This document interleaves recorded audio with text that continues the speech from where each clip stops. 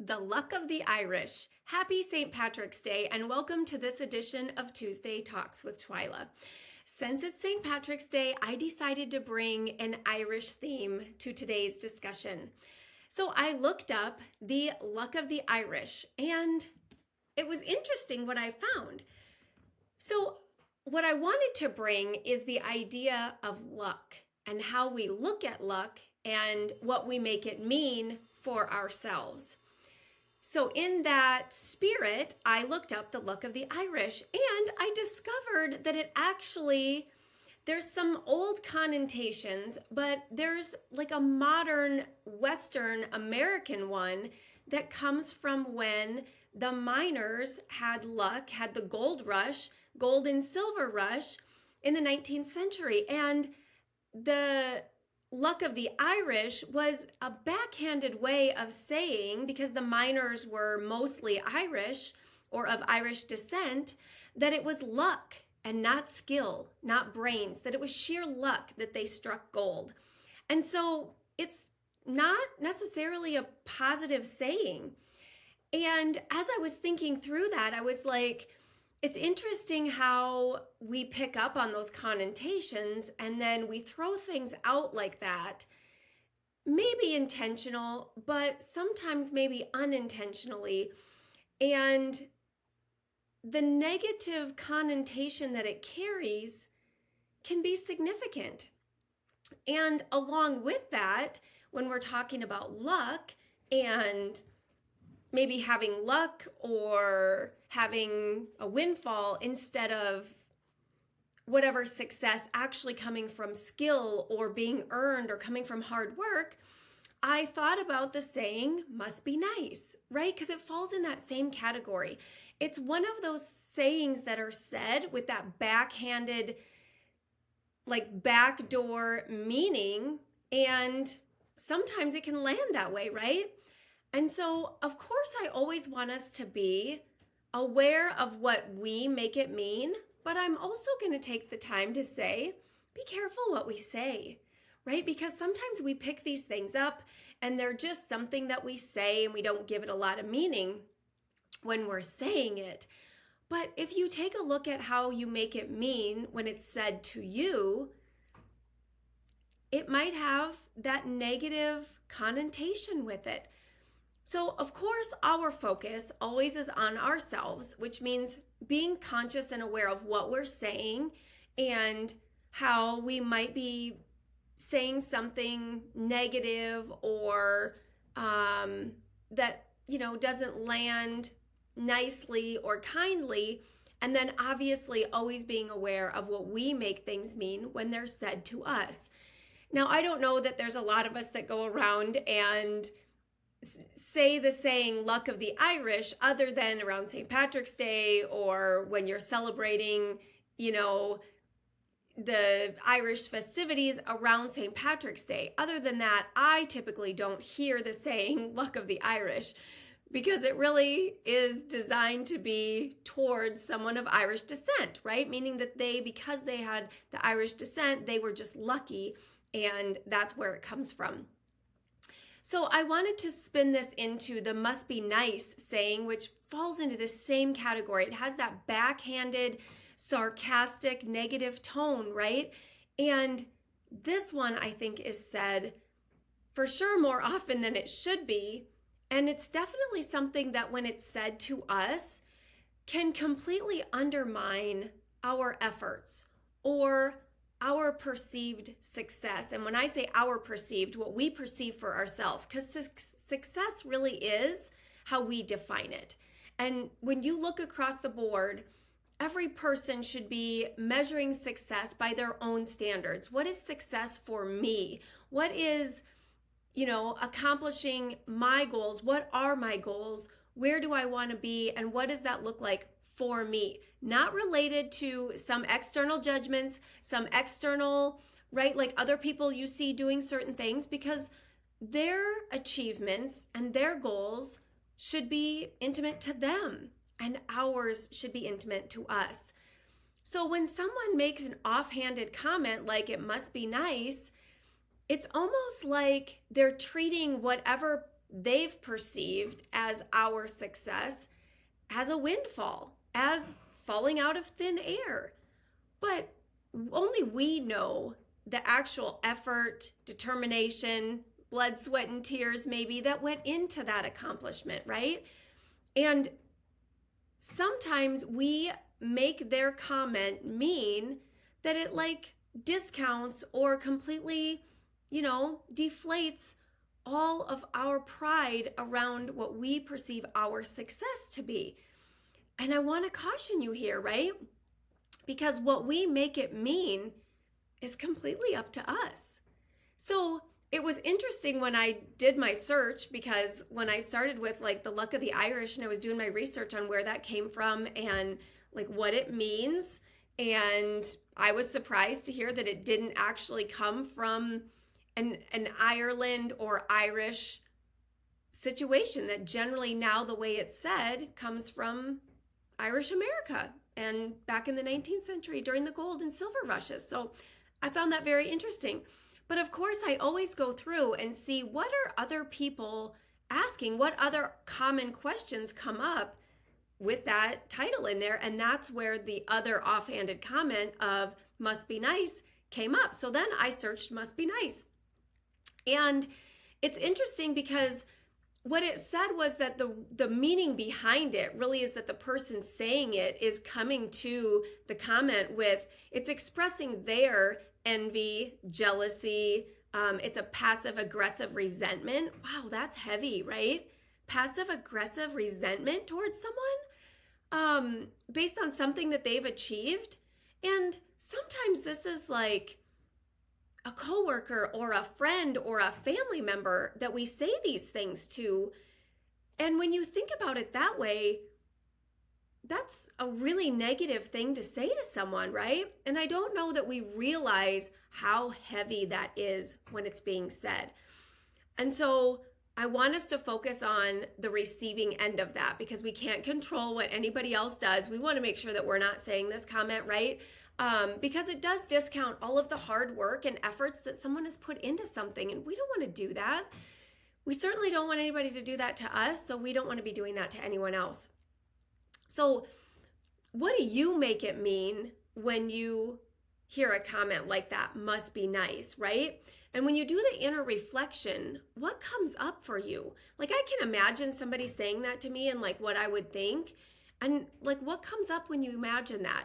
Like, let's say that you landed a job or you got a promotion or whatever it is that you've accomplished, got your business up and running, and you do this inner reflection, you imagine someone saying that to you, and where does your mind go? Does it go to like to start questioning and bring up doubts? Like, maybe I don't deserve this. Maybe it is a fluke, right? But then I want to ask you, how did you get there? Did it actually just fall out of the sky?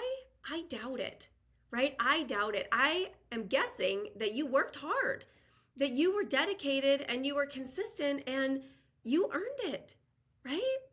And so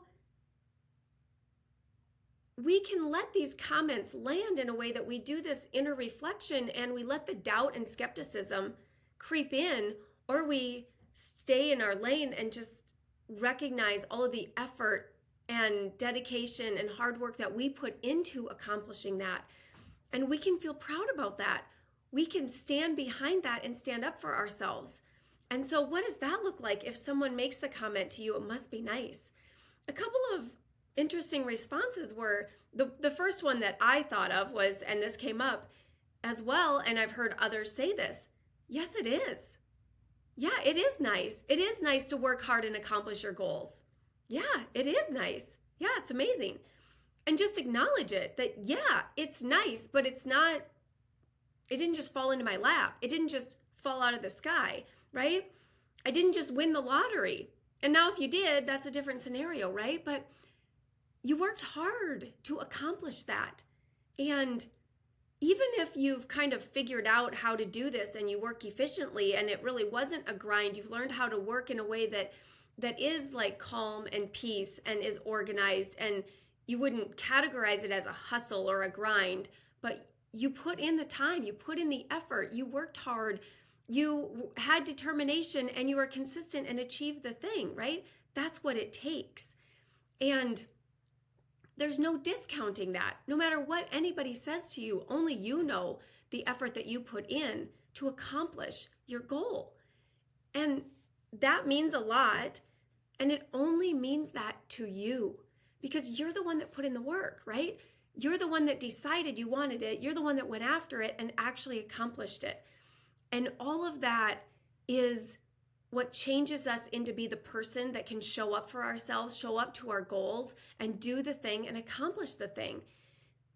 Because most people have some sort of either goal or intention, and they either entertain it and set it and go after it, or they don't. But we all have that, right? We all have that yearning to grow and expand and achieve things, move on to the next thing and accomplish more and achieve new things, right? We all have that within us. That's our human nature. And some of us listen to that and some of us don't. And the ones that don't are the ones that are sitting on the sidelines. They're the ones that are just, right, ignoring that whisper or ignoring that calling that they have. And they're likely telling themselves that that's not in the cards for me, or that's not something that I can do, right? They're believing their doubts. They're believing the skepticism. And we all have doubts and skepticism, right? That's the other thing that comes with our human nature is we're not any different than them in having doubts and skepticism, right? It's just how we manage it, how we deal with it, and what we do with it. Do we let it stop us and keep us on the sidelines, or do we work through it and proceed ahead even though we had the doubts, right? Because the doubts are just that survival mechanism that are designed to keep us safe, because our brain likes to be efficient. It likes to conserve energy, and it's always going to default to that. So if you listen to that and give in to that, you're just going to sit on the sidelines, because you have to face those doubts and fears anytime you want to achieve something new, anytime you want to grow and expand. So the offhanded comment that it must be nice, is it? I mean, is it actually nice to face your fears and the discomfort and plow through it? I don't know. Or is it nice to just sit on the sidelines? Maybe that's must be nice to just sit there and ignore the whisper of growth and expansion and progression inside of you, because we all have that. What do you do with it, right? So which one is nice, right? So the other thing that was interesting that came up is that in the series of questions was questions about like a nice way to respond in text and like ways to manage this in a texting conversation, or like the 3-day rule. And it was definitely a lot of questions around like an early relationship and like how to respond a certain way and how long to wait till you respond. And I was like, oh, isn't that interesting? That the most asked questions around this phrase leads into early conversations, maybe with a person you just met. And I was like, whoa, is this phrase being thrown out when you first meet someone and you know nothing about them, or just about nothing about them, and you're learning about them, and they tell you about themselves, and there's an offhanded comment of it must be nice? I was like, whoa, right? Like, that's unkind. Honestly, it's unkind. It's unnecessary, uncalled for, like it's inappropriate, like it's just not the place to say something like that. And that's when I was like, maybe we don't understand how negative, how heavy that phrase can hit. And I was like, why and when and where are we saying this? And so if it is early on in a relationship when you're just meeting someone, I'm going to caution you to maybe refrain, because that can land pretty heavy.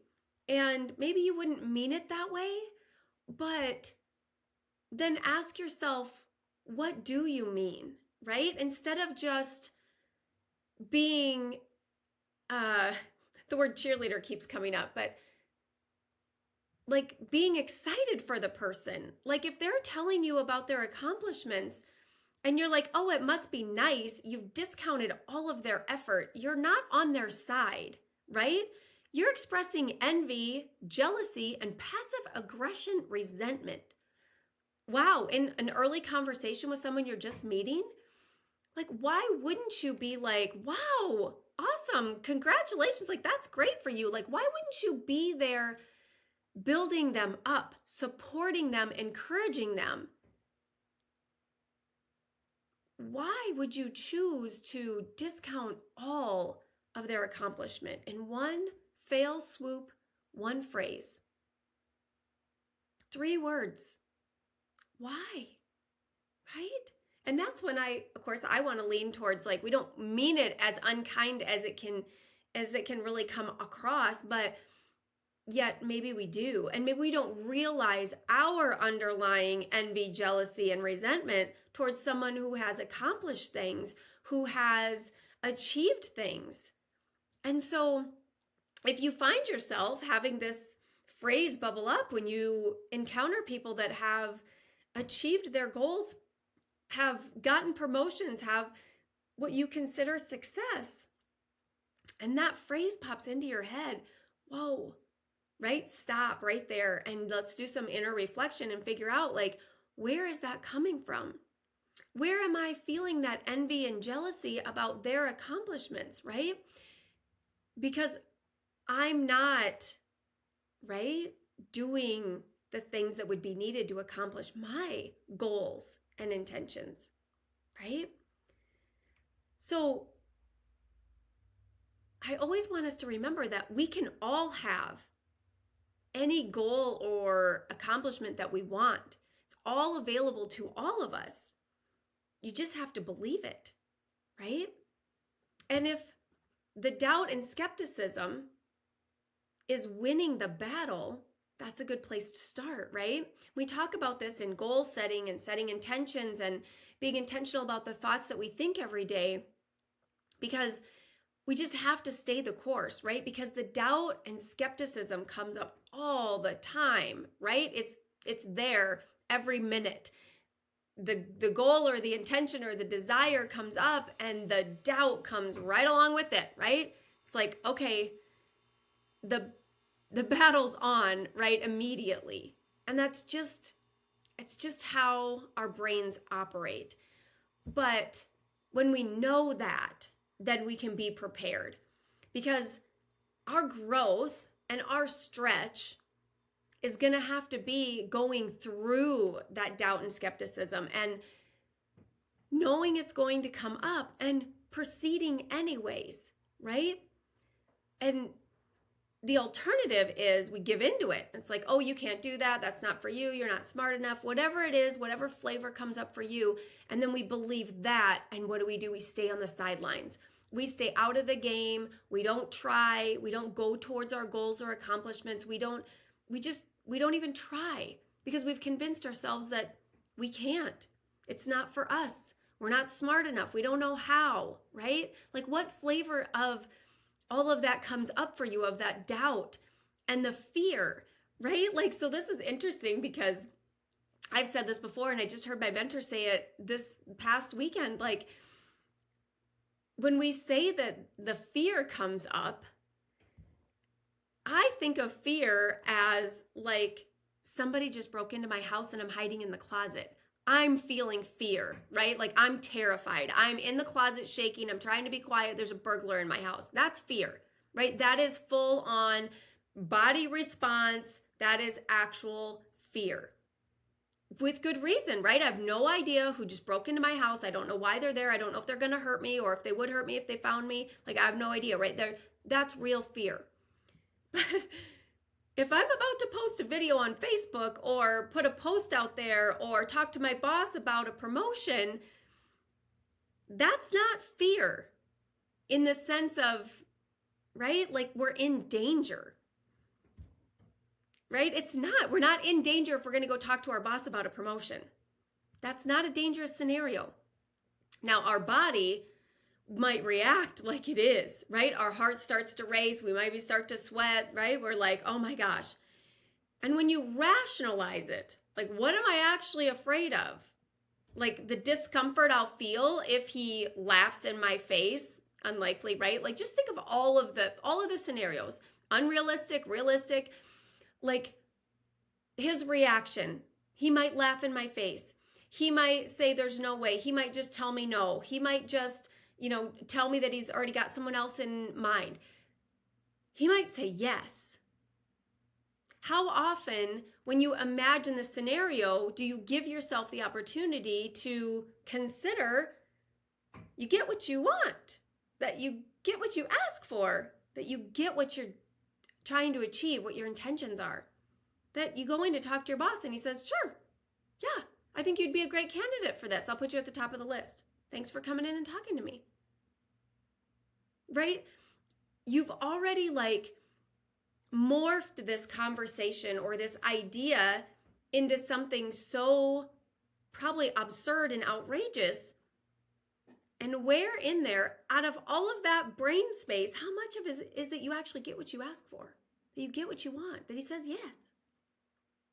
Right? How much do we do that? So what are we actually afraid of? The discomfort in the moment? The awkwardness when he laughs in your face? That might be really awkward, right? And you're going to feel discomfort in your body. Are you going to die? Are you in danger? Are you, right? Going to have a heart attack, right? We think that, right? Our heart is racing. We start to sweat, whatever. It's awkward. It's uncomfortable. There's this, weird silence. We don't, afterwards, we don't know what to say, right? But we don't die, right?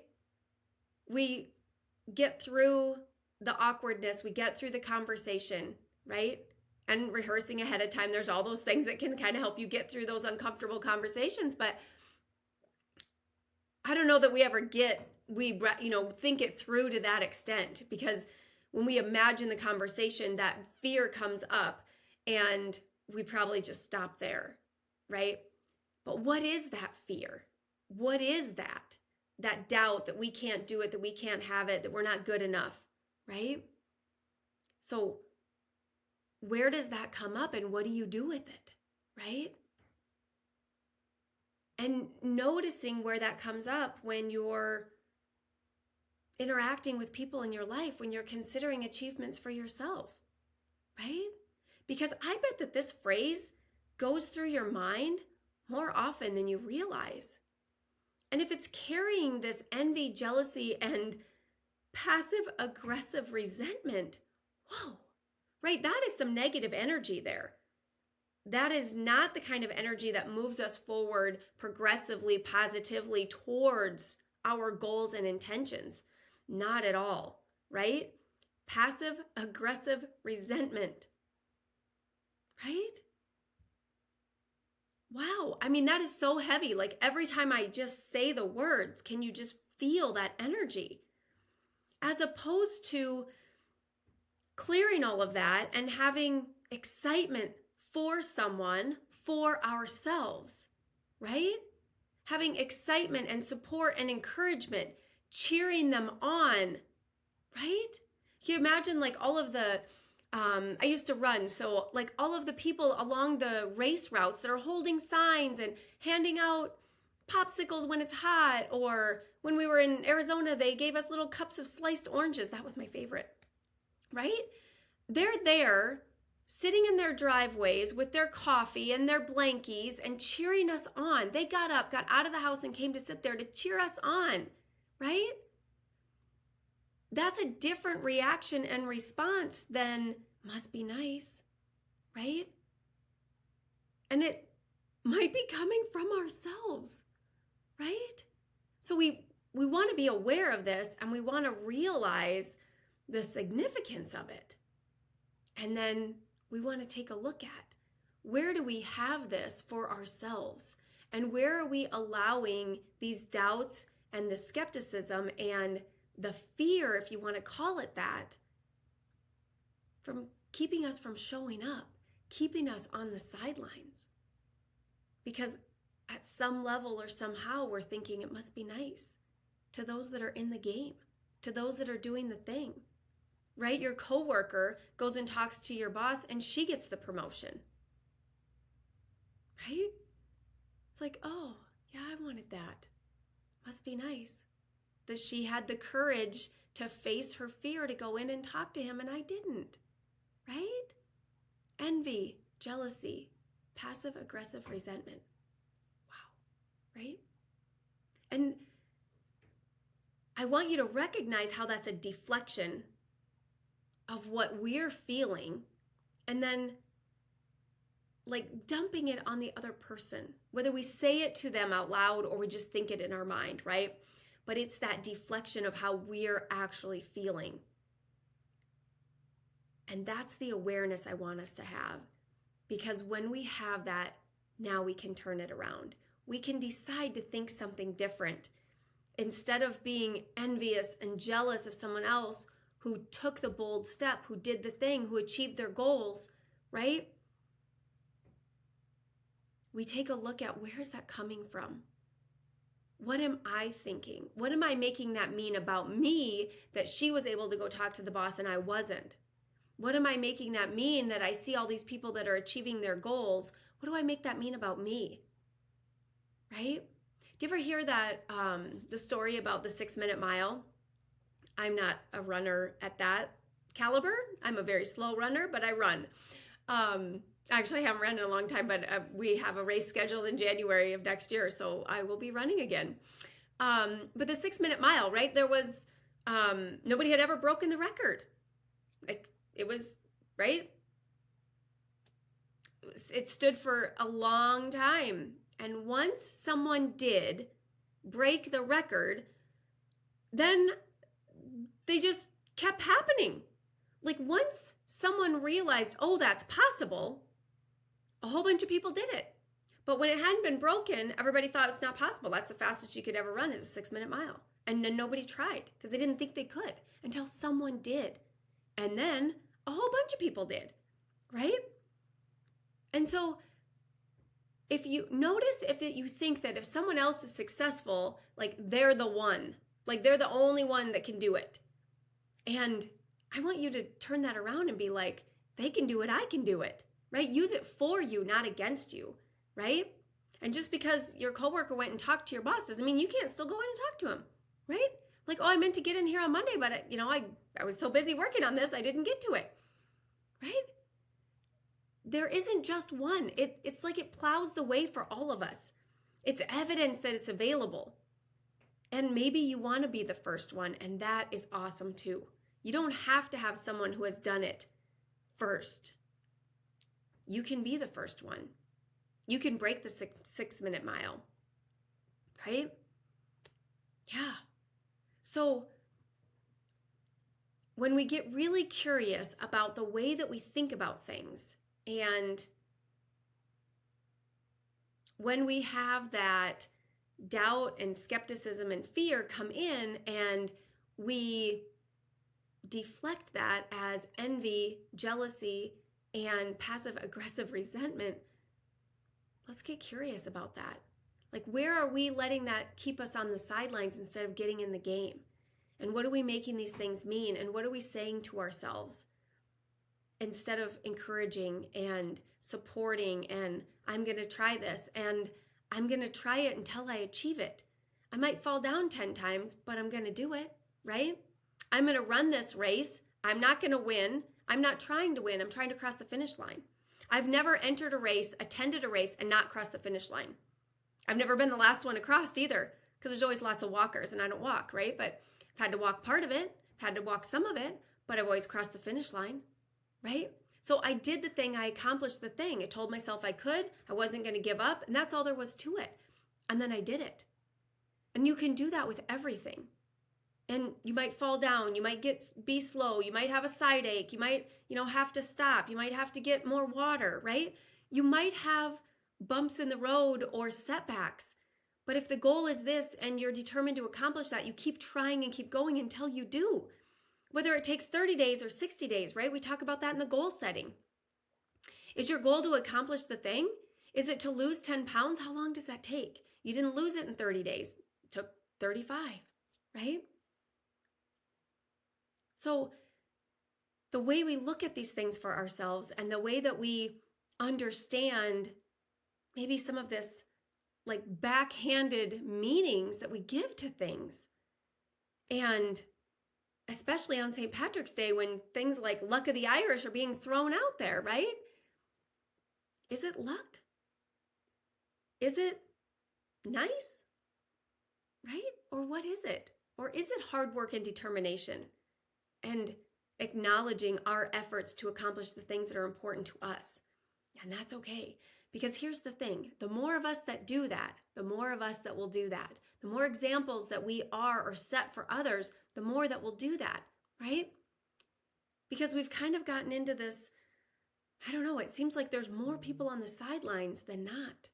There's more people that either never come off the sideline or they maybe stick their toe in, right?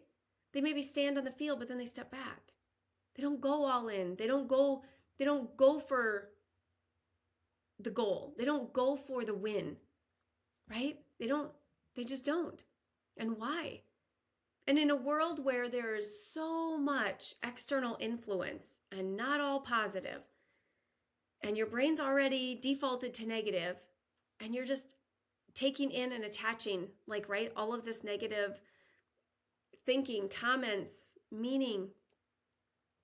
And then you have things like this that maybe you think come off as maybe a funny comment, like the luck of the Irish, I think now carries a lot more of a lighthearted meaning, right? Because we don't, we're not in the gold rush and it's not back when people are mining and, where that was, that's such a big thing.